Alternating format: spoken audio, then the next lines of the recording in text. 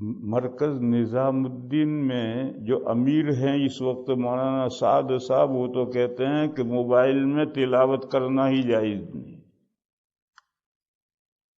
مرکز میں نظام الدین میں جو مولانا سعد صاحب ہیں وہ کہتے ہیں اس میں موبائل میں تلاوت ہی جائز نہیں۔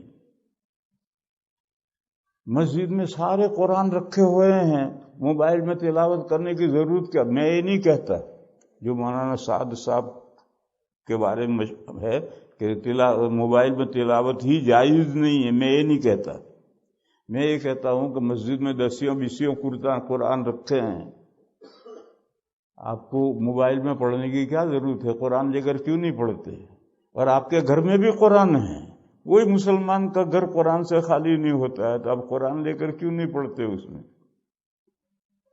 اس لیے میرے بھائیوں، یہ جو لوگ پڑھتے ہیں قرآن میں وہ ٹھیک نہیں۔ کیوں؟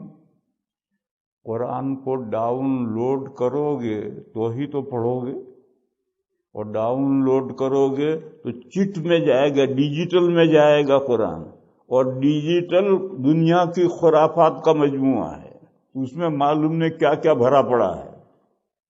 تو اس ڈیجیٹل میں اللہ کے بندو قرآن کیوں ڈالتے ہو؟ قرآن شریف لو اور اس سے پڑھو۔ پھر یہ پوچھتا ہے کہ will the reward be same؟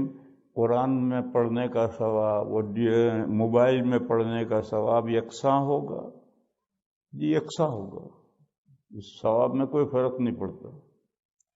Is it necessary to have؟ کیا ادو کیا ہے؟ ادو کیا؟ ہاں؟ It is necessary to have wuzu to read. وضو کہاں لکھا ہے؟ وضو wudu لکھا ہے لیکن ایسا Is it necessary to have wuzu to read؟ قرآن پڑھنے کے لیے وضو ضروری نہیں، بے وضو بھی قرآن پڑھ سکتے ہیں، البتہ ہاتھ لگانا جائز نہیں۔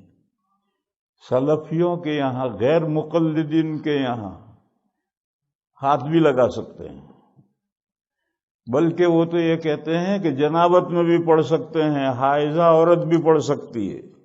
وہ فرحت ہاشمی یہی مسئلہ سب عورتوں کو بتلاتی ہے، وہ غیر مقلد ہے۔ اہل سنہ والجماعہ کے نزدیک جنابت میں اور حیض اور نفاس کی جو حالت یہ بھی جنابت ہے، اور غسل واجب ہوا تو یہ بھی جنابت ہے۔ جنابت کی حالت میں قرآن کو نہ ہاتھ لگانا جائز ہے نہ قرآن پڑھنا جائز ہے، اور بے وضو قرآن پڑھ سکتے ہو، ہاتھ لگانا جائز نہیں۔